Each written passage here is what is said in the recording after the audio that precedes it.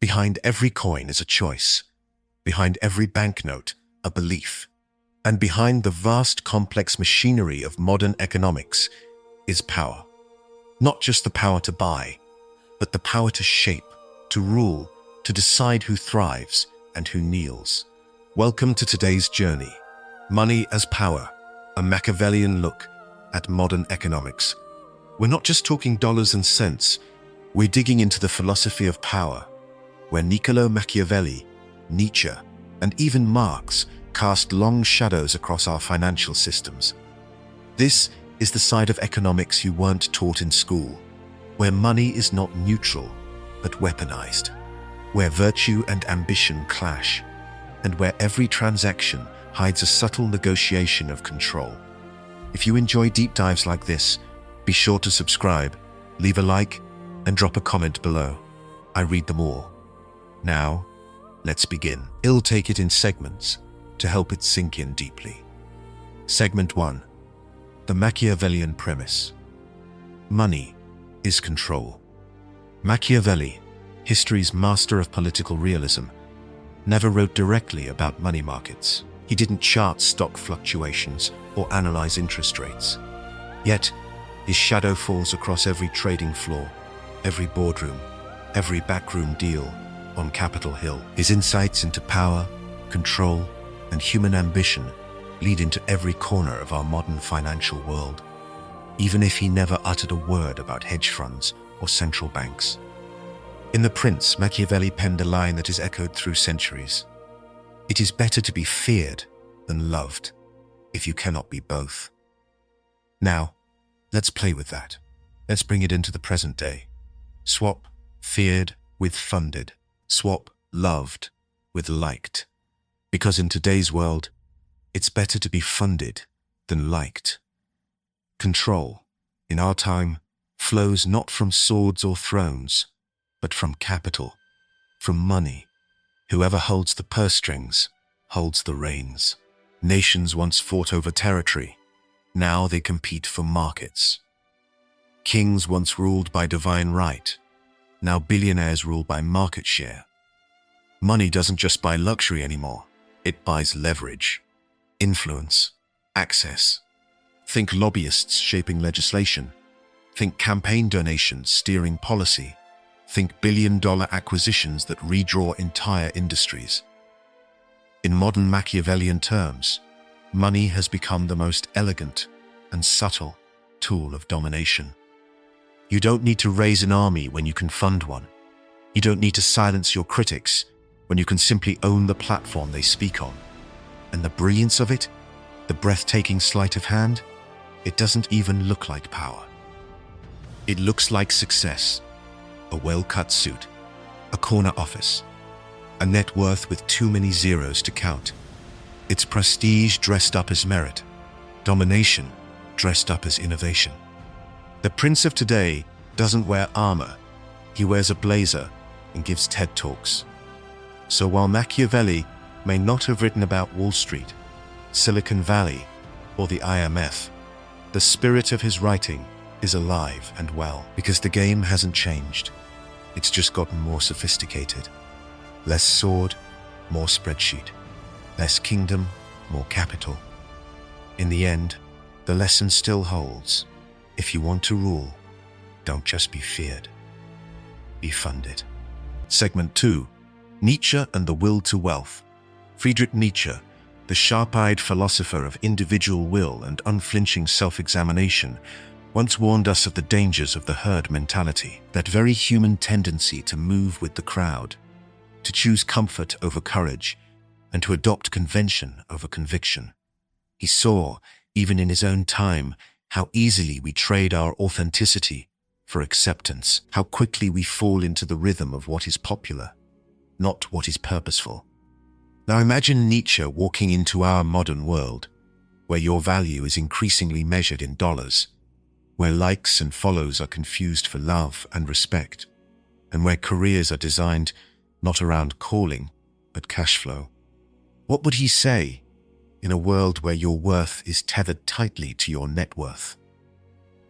He who has a why to live can bear almost any how, Nietzsche wrote. That one sentence contains a kind of timeless clarity. It's a reminder that when we live with purpose, when we are guided by a deep and personal why, we can endure nearly anything. But take away that why, and what are we left with? Today, for many, our why has withered. It's no longer about deeper meaning or the soul's yearning. It's about accumulation for accumulation's sake. The numbers in a bank account become not just a resource, but an identity. We're not pursuing dreams, we're padding portfolios. Money has become not just a means, but a substitute for meaning itself.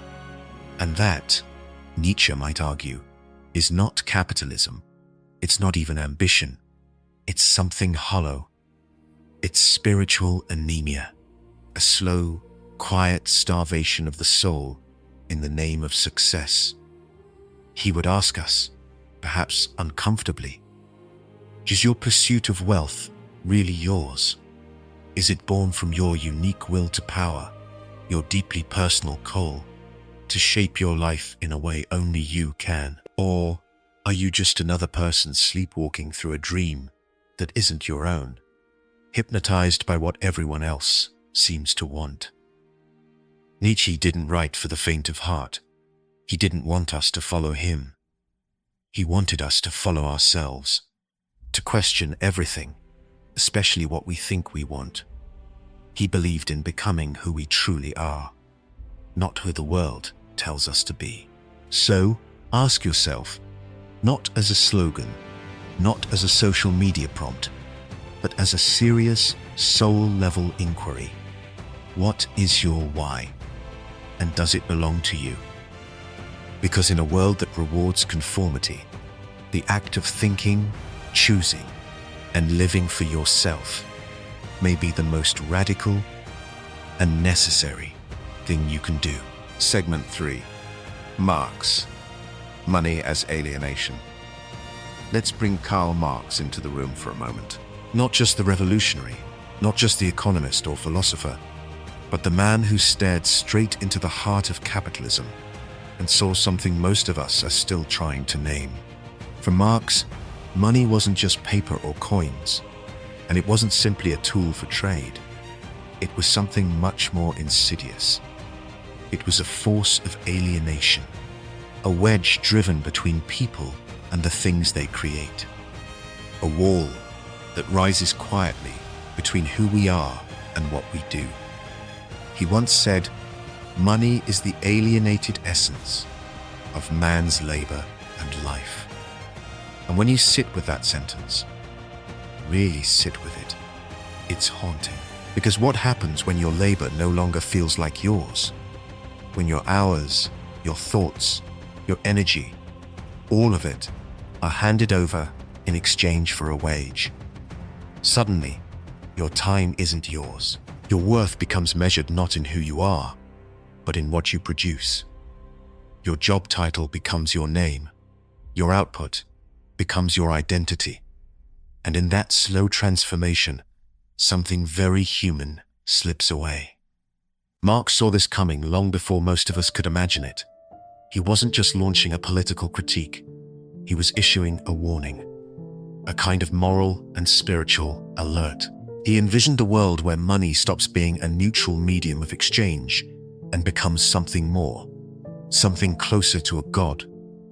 We begin to serve it, chase it, obsess over it. And before we know it, money has become our soul. Not an inner essence that expresses who we are, but an external thing that dictates who we're allowed to be.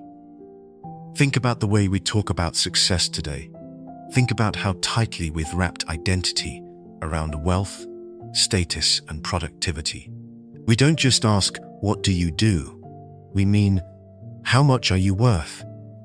Not in character or spirit or community, but in dollars, in digits. We admire the hustle, we glorify the grind, and in doing so, we quietly accept the idea that to be human is to be profitable. That time isn't sacred, it's billable. That's the alienation Marx warned us about. not just from our labor, but from ourselves, from joy, from rest, from connection. When everything is measured by economic value, what space is left for wonder, or slowness, or simply being? So, bringing Marx into the room isn't about ideology. It's about seeing clearly, about naming a sickness we feel in our bones, but don't always have the language for. It's a reminder that money is meant to serve us, not the other way around. And maybe, just maybe, it's an invitation to imagine a different way of living, one where our time is truly our own. Segment 4. Currency and the illusion of freedom. We're often told that money gives us freedom. It's a comforting idea, isn't it? That if we just earn enough, save enough, invest wisely, we can finally be free. But pause for a moment and ask, whose freedom are we really talking about? Is it the freedom to choose? Or is it simply the freedom to obey the market, to follow its rules, to stay within its lines, to survive by its permission? Think about this. You're free to speak your mind, unless you can't afford the platform. If your voice isn't backed by visibility, reach, or resources, how far can it really travel? You are free to be healthy, unless you can't afford the care. Medicine, therapy, safe housing, nutritious food.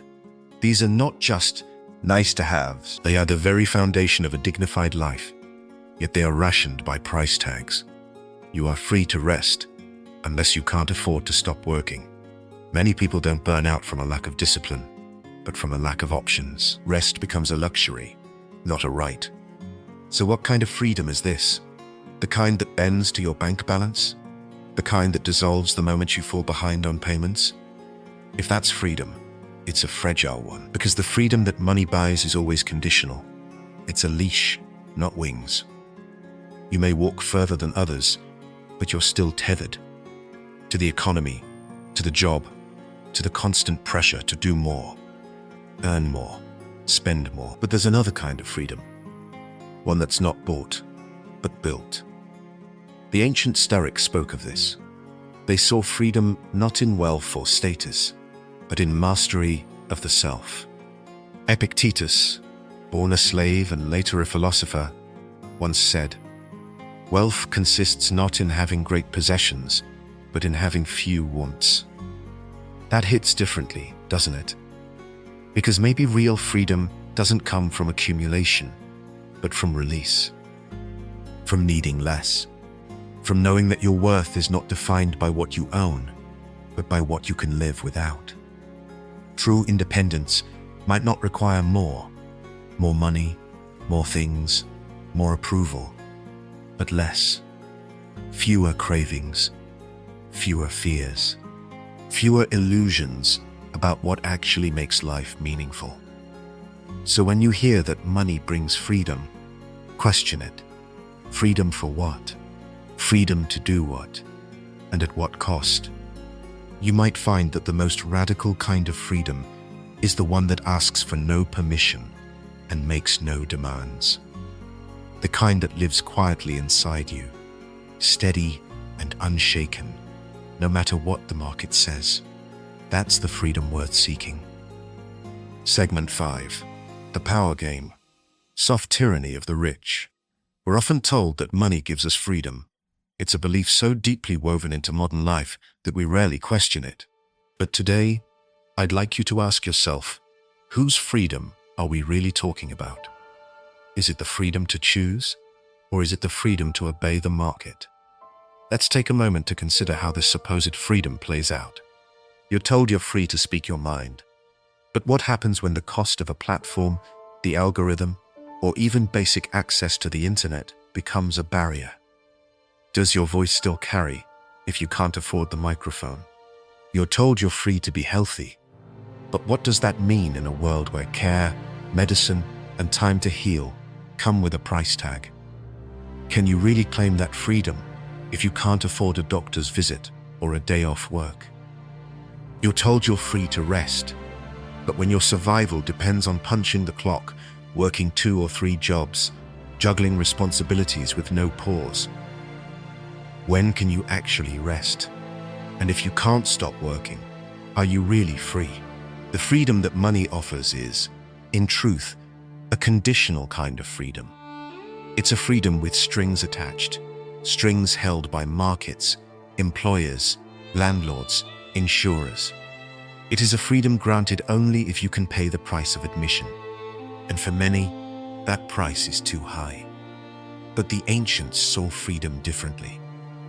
The Stoics, for example, weren't dazzled by gold or status. They looked inward. Epictetus, born a slave, mind you, understood freedom not as a luxury, but as a discipline. He wrote, "Wealth consists not in having great possessions, but in having few wants." Think about that for a moment. Few wants.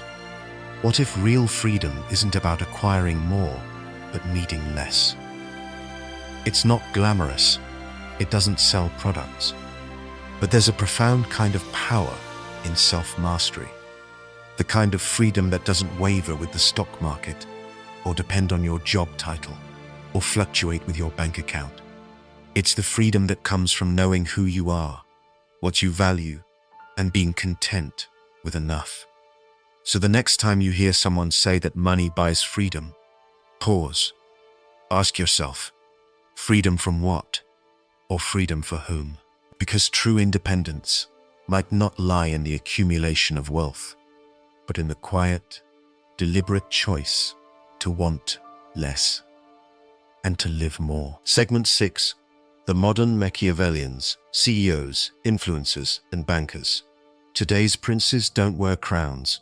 They wear Patagonia vests, flash QR codes for their crypto wallets, and deliver keynote speeches on TED stages with polished charisma and casual authority. They don't descend from royal bloodlines, but their influence stretches farther than many monarchs of old ever dreamed. The power centers of the modern world have shifted. CEO no longer merely run companies, they shape national policy. Influencers, with nothing more than a phone and a following, shape public values. And banks, they don't just hold wealth, they shape reality itself, creating and directing the flow of capital like invisible monarchs. More than a century ago, President James A. Garfield said, "He who controls the money supply of a nation controls the nation." That observation hasn't aged a day. In fact, it may be more true now than it was then. Control the flow of capital, control the narrative, control the future. Machiavelli, had he lived today, wouldn't be writing about dukes and courtiers. He'd be studying startup founders and media moguls. He wouldn't be fixated on morality. He'd be fascinated by effectiveness. These modern-day tycoons know how to command, not through force, but through finesse, not with swords, but with screens. They inspire loyalty not through heritage, but through branding. Logos replace coats of arms. Brand voice replaces royal decree. They don't need castles, they have platforms. They don't conquer land, they conquer attention. And in today's economy of distraction, attention is everything. Reputation in this world is currency. Likes and shares are a kind of public tribute. A scandal is a coup. A comeback is a coronation. These rulers are not elected, and they're certainly not inherited. They're followed, literally. And their throne, it's digital. It's not carved from stone, but encoded in servers, projected across millions of screens, reinforced with algorithms and subscriptions. Their power is not rooted in tradition, it's driven by relevance. If they stop speaking, we stop listening. If they stop posting, they begin to disappear. This is not a monarchy of bloodlines, it's a monarchy of bandwidth. So, when we talk about power today, real, shaping, world-moving power, it may not be wearing robes or sitting in marble halls. It may be walking into a conference room, preparing to unveil the next app, the next fund, the next revolution, And yet, the core truth remains the same. Power flows to those who can command belief. And in this new era, belief is built one tap, one tweet, one viral idea at a time. Welcome to the new court. The kings and queens are already speaking. Are you listening? Segment 7. Is wealth a virtue or a distraction? We must ask ourselves, is wealth a virtue? It's a question that cuts deeper than finance, deeper than material comfort. It touches on the very soul of who we are and who we hope to become. Aristotle once spoke of the golden mean, the idea that virtue lives in balance, not in extremes. To him, money was neither good nor evil. It was a tool, a means to an end. Useful, yes. Powerful, certainly. But, like fire, dangerous if left unchecked. In moderation, it warms and sustains. In excess, it consumes. Fast forward to today, and that balance feels lost. We live in an age where hyperconsumption is not just accepted, it's celebrated. We are told to chase more, buy more, be more. Luxury is aspirational. Accumulation is status. And the relentless pursuit of more is mistaken for ambition. At the same time, even minimalism has been co-opted, stripped of its original simplicity, and sold back to us as an aesthetic, a lifestyle brand, an image, not a practice. And yet, in the ancient streets of Athens, Socrates walked barefoot, dressed plainly, and lived in voluntary poverty. He claimed to be the richest man in the city, not because he owned much, but because he desired little. To him, freedom wasn't found in coin or property. It was found in the soul. His wealth was not in what he had, but in what he didn't need. So, what then is wealth for? Is it to elevate the self, to pursue excellence, to build, to create, to give? Or is it simply to decorate the ego, to impress, to compare, to dominate? These are uncomfortable questions, but necessary ones. Because in truth, virtue does not live in the size of your bank account. It lives in your relationship to what you want. It's found not in abundance, but in restraint. Not in having everything, but in needing less. The truly wealthy person is not the one who owns the most, but the one who is ruled by the fewest cravings. Wealth, then, is not a virtue in itself, but the way we approach it can be. When we master our desires, when we treat money as a servant, not a master, we open the door to something greater. Not just prosperity, but peace. Not just success, but meaning. And perhaps in that discipline, in that quiet strength, lies the truest form of wealth. Segment 8. How to think about money, philosophically. Let's ground this for a moment. Take a deep breath. Really feel where you are right now. Because in a world that moves as fast and as loud as ours, we don't often pause to reflect. Not really. But reflection is where wisdom begins. So, let's talk honestly about wealth. Not from a place of judgment, but from a place of clarity. You don't have to renounce wealth to live wisely. You don't need to move into the mountains or give away your belongings to be spiritual or grounded. Wealth, in itself, isn't the problem.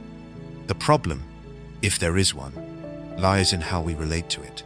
And that's something worth exploring, no matter how much or does money own me. This is not a question of balance sheets or bank statements. It's about the grip money has on your heart. When you wake up in the morning, are your thoughts fueled by purpose, or are they hijacked by anxiety about earning more, keeping more, chasing more? Is the pursuit of wealth something that supports your values, or has it begun to eclipse them? Maybe, without even noticing, you've traded time, health, relationships, or peace of mind for a bigger paycheck. And maybe that trade seemed worth it at the time, but is it still? There's a quote from Seneca, an ancient Roman philosopher, that cuts to the core of this. He said, "It is not the man who has too little, but the man who craves more, that is poor." Let that settle in. You can have everything and still feel like it's not enough. That's the poverty of craving. And the danger is not in wanting to build a good life. That's natural.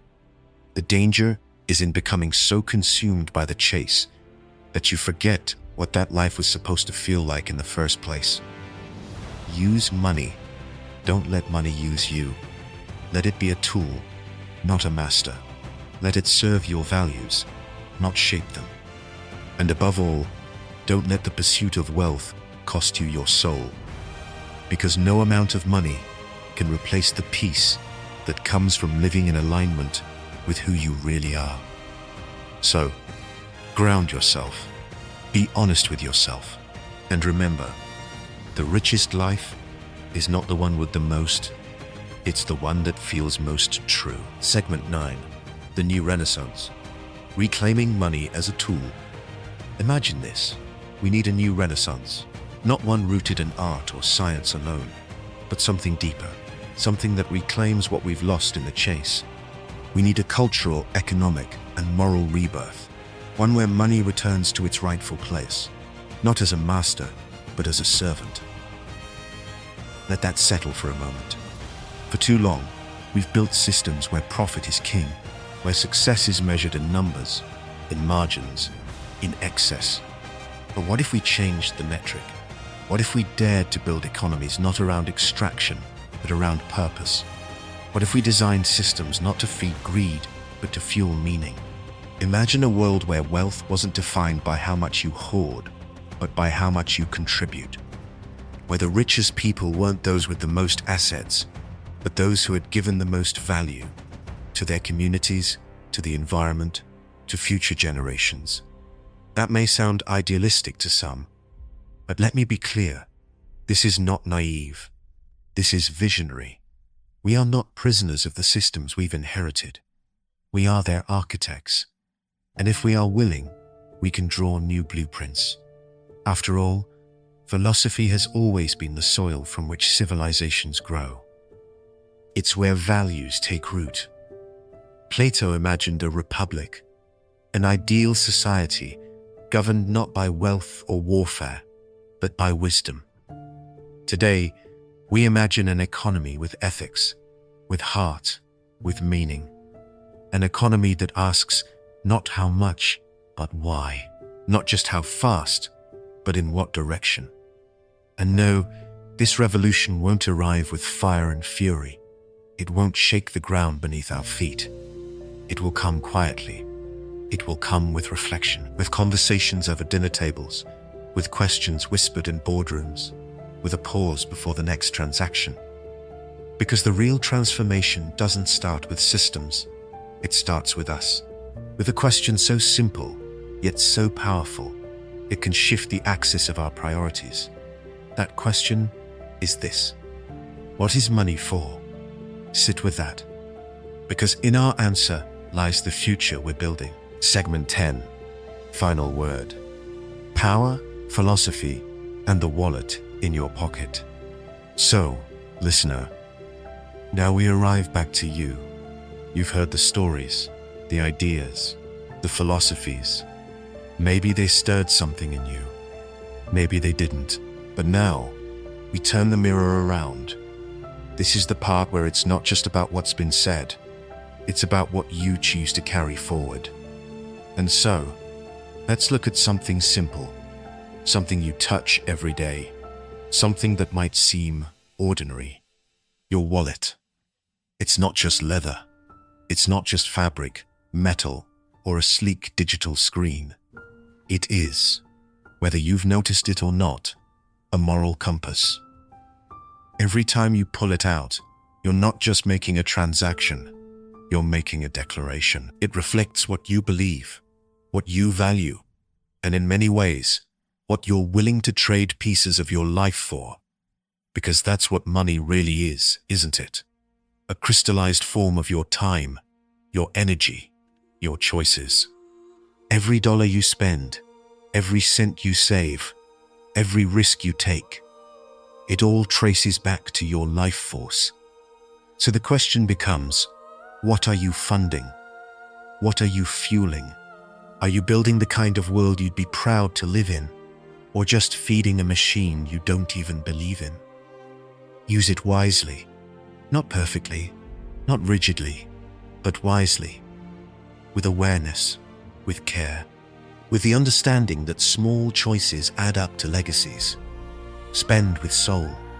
Let your purchases echo your principles, whether it's the coffee you choose, the causes you support, or the people you tip. Do it with heart, not for performance, not for applause, but because you know it matters. Earn with intention, not just to accumulate, but to align. Let your income be a reflection of the kind of work that brings you to life, that grows you, that contributes something real to others. Let it be honorable, even if it's humble. And when it comes to investing, don't just think stocks or real estate or crypto. Think about you, your mind, your body, your spirit, your relationships. Because the most important asset you'll ever manage is the person you're becoming. As Machiavelli might have said, if he were alive today, and just a little more poetic, the most powerful currency is the one others don't even see you holding. And that, my friend, is you. You are the unseen value. You are the silent wealth, the source, the root, the fire behind the fortune. So don't forget it. Don't trade it lightly. And above all, never underestimate it. Because in the end, your wallet might carry your money, but it's you who carries the meaning.